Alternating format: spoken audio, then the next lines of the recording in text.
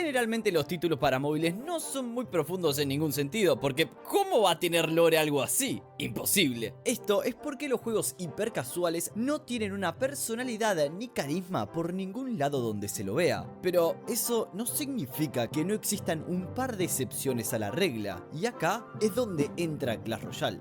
Si hay algo que Supercell sabe hacer muy bien con sus proyectos es llenarlo de personalidad hasta el máximo. Esto va desde la música icónica cuando abrimos la aplicación, el fantástico estilo visual y hasta el sonido de los personajes. Todo es inmediatamente reconocible y apenas alcanzamos a escuchar el grito del montapuercos o vemos la imagen del bárbaro, vamos a pensar al instante en los juegos Clash. Cada personaje en estas obras tiene una personalidad, desde los esqueletos hasta el P.E.K.K.A, y eso es lo que, fuera de su jugabilidad adictiva, hace especial a los títulos de Supercell. Pero mientras todos conocemos a los personajes y los ambientes en donde están, ¿qué es lo que verdaderamente ocurre en este universo? Esa es una de las preguntas que seguramente muchos se plantearon a la hora de jugar Clash Royale. Así que vení pibe, pasa por acá y séntate, porque todo esto que sí parece ser tan simple, Supercell lo ha transformado en una historia de todo menos en una simple. Pero antes vamos con el sponsor. Quiero agradecer al sponsor de hoy, World of Warships. ¿Quién no conoce este juego gratuito para PC de barcos? Batallas navales, barcos explotando por todos lados y más de 400 navíos con una gran calidad realista. O eso creo, yo no sé nada de barco, lo único que sé de barco es que no se dibujan así. Pero lo que sí sé es que World of Warships cuenta con efectos climáticos de día y noche y más de 4 clases de barcos como los destructores, los acorazados, cruceros y portaaviones. Por supuesto que el juego tiene grandes eventos como uno de una flota de monstruos, colaboraciones con Azur Lane o incluso combates entre King Kong y Godzilla, cosas que van a pasarte en la marina. ¿Dónde tengo que alistarme? Lo mejor de todo es que si se registran con el código FIRE, solamente con usarlo van a ganar 200 doblones, 1.000.000 de créditos, ¡fua! Para Elon Musk, 7 días de cuenta premium, 20 camuflajes y un navío USS Texas para que elimines a cualquier kayak que te cruces en el mar. Gracias World of Warships, y a toda la gente que colabora en este sponsor le mando un gran saludo. Volviendo. Todo comienza desde Clash of Clans, el título que dio un inicio a esta franquicia y al universo Clash, donde claramente se desarrollan estos eventos. Como la mayoría sabrán, en un inicio todo se basaba en construir tu propia aldea, mejorar tus edificios y tropas para poder atacar a otras aldeas con el fin de seguir avanzando de nivel y conseguir recursos como el oro y el elixir. ¿Y para qué necesitas estos recursos? Fácil, hacer que tu aldea sea mucho más fuerte. Mientras que el oro es utilizado para mejorar defensas, paredes, recolectores de elixir y el ayuntamiento, el elixir se usa para crear tropas y hechizos y mejorar cosas como el laboratorio. Cuando hacemos esta división nos damos cuenta que existen diferentes personajes dentro del universo Clash que se encargan de utilizar el elixir, pero lo que más notamos es que hay algunas tropas dentro del juego que dominan el elixir mejor que nadie. Estos siendo la bruja nocturna, el mago y el constructor, quienes utilizan este recurso de manera sabia para crear e invocar seres vivos. Por lo tanto, el elixir está relacionado directamente con la magia y con la creación de la vida. Es difícil explicar realmente cómo funciona o siquiera de dónde viene, pero con la existencia de máquinas como su extractor, podríamos teorizar que se saca del suelo. Por lo tanto, la magia es algo que existe en este mundo como algo natural. En la época de Clash of Clans se planteaba una situación donde diferentes aldeas se unían en clanes para intercambiar recursos y participar en guerras para asegurar el liderazgo y prevalencia de su clan. Al ser un mundo medieval, tenemos que recordar que todas estas aldeas, o por lo menos las que estaban lo suficientemente avanzadas, tenían y estaban controladas por un rey, quien es la máxima autoridad dentro de ellas. Este, en su tiempo, tomaba la decisión de qué batallas iban a llevar a cabo o no y administraba todos los recursos. Así es como en un día hace muchísimo tiempo, en aldeas consolidadas y muy poderosas, un rey aburrido decidió agarrar a sus mejores tropas para que se junten y luchen en un torneo. Así es como surge Clash Royale. Estos reyes sedientos de poder, pero sin nada más que ganar y cansados de siempre observar las batallas pero nunca participar en ellas, decidirían crear este nuevo juego para su simple diversión. Clash Royale se podía ver en la radio y la televisión de este universo y hasta en vivo dentro de las arenas donde la lucha se desarrollaba. Cada aldea agarraba sus mejores luchadores y junto a su clan participaban en torneos donde se determinaría quién era el mejor. El juego era simple, Cada equipo tenía 3 torres. Las 2 de adelante eran conocidas como las Torres Princesas y la más grande, ubicada al fondo en el medio, era llamada la Torre Rey. La idea era muy simple, acabar con la Torre del Rey para ganar la partida. Aunque, de nuevo, esto simplemente se trataba de una cuestión: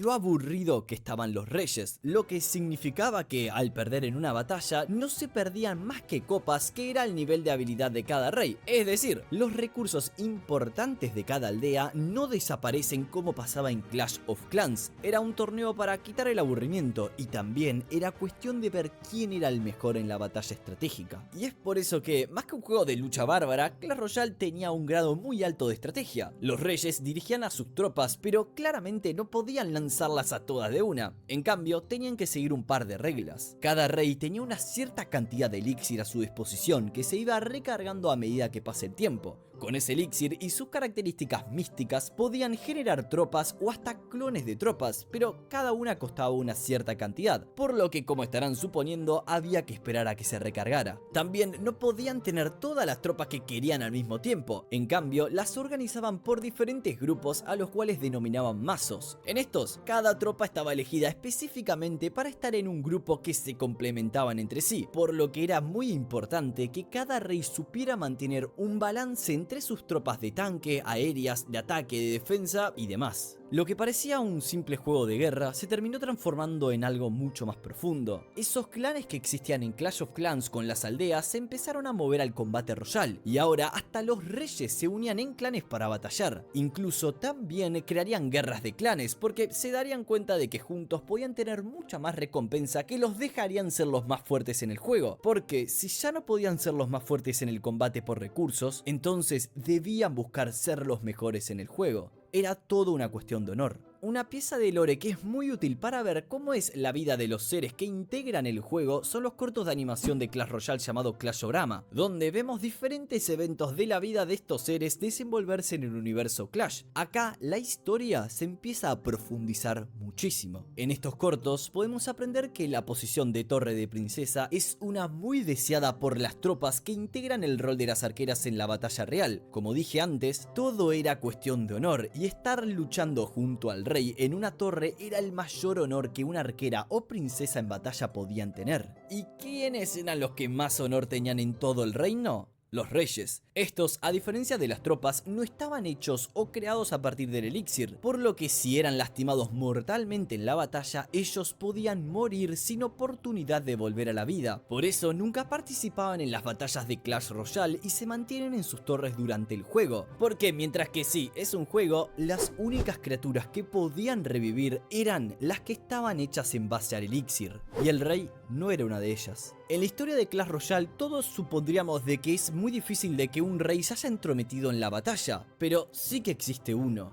el fantasma real. Y es que justamente en un episodio de Clashorama se puede ver su historia. El fantasma real solía ser el mejor rey. Sé el primero en enterarte de las últimas noticias con los mejores clubs, creadores y medios del momento.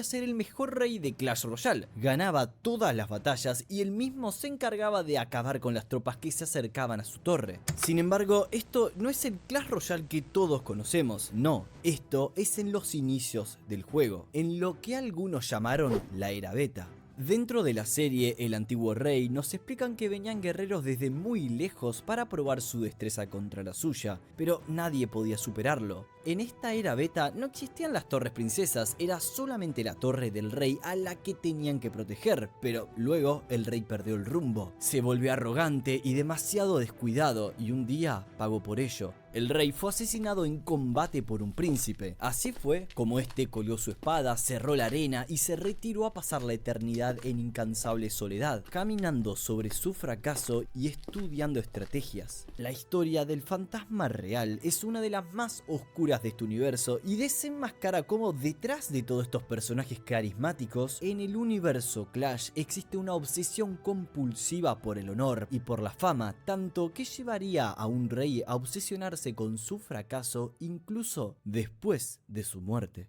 De esta historia de honor y muerte también sale una de traición, que es la que llevó la creación del P.E.K.K.A. y los mini P.E.K.K.A. Algunos podrán creer que el P.E.K.K.A. se trata de una criatura mágica o de una tropa en una armadura gigante, pero no. El P.E.K.K.A es en realidad una máquina creada por un constructor. Este constructor tenía un hermano, quien fue la persona que lo ayudó a construir y a hacer esta gran creación. Piensen en lo avanzada que era esta tropa, básicamente un robot con inteligencia artificial hecho solamente para matar, de ahí su nombre, Perfectly Enraged Night Killer of Assassins, o sea, P.E.K.K.A. Y es que era tan bueno en su trabajo que ni siquiera tenía un poco de piedad ni con las mariposas. El problema con el P.E.K.K.A, o mejor dicho, con los hermanos constructores, es que a la hora de presentar su creación ante el rey, solamente uno de los dos hermanos tomó el crédito, mientras que el otro fue tachado de vago e inútil y fue echado del combate royal perdiendo todo su honor, mientras que su hermano fue alabado por el rey y muchas otras personas más que le pedirían construir más de los P.E.K.K.A s. Su hermano, muerto de envidia y con sed de venganza, decidió que crearía una versión mejor del P.E.K.K.A, uno más compacto, más rápido, pero con la misma potencia de su antecesor, por lo que con todo lo que aprendió construyendo el modelo original, creó a los mini P.E.K.K.A s. Cuando fue a presentar su creación frente al rey, este no estaba impresionado, mientras que sí, era una versión funcional del P.E.K.K.A, los mini no eran tan poderosos como su antecesor y eran destruidos más fácilmente, por lo que naturalmente hizo que el hermano traicionado se sintiera mucho más enfurecido, mientras que su otro hermano lo miraba desde lejos riéndose. Con esta furia, el hermano volvió a su taller y comenzó a destruir todo, revoleando cosas por todas partes, hasta que sin querer lanzó una botella de sap a un prototipo del P.E.K.K.A original, y debido a la electricidad que tenía la poción sap, transformó a ese P.E.K.K.A en una versión mucho más poderosa.